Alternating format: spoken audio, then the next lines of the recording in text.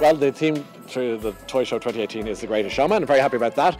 The only problem I'm not great with is the singing bit.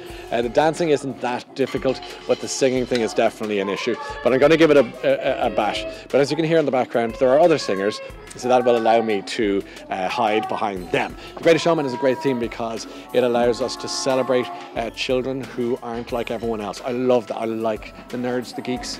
I like the ones who are a bit quirky, the ones who don't necessarily get picked for the team, who don't necessarily want to play sport all the time, who don't want to grow up too quickly, who aren't afraid to hold their mother or father's hand when they go for a walk, even though they're probably a bit too old for that kind of thing. I love those kids. I was never one of the beautiful people, and I want to encourage children not to become victims to the Kardashianisation of a generation. Introduce yourself. You're Wolfman.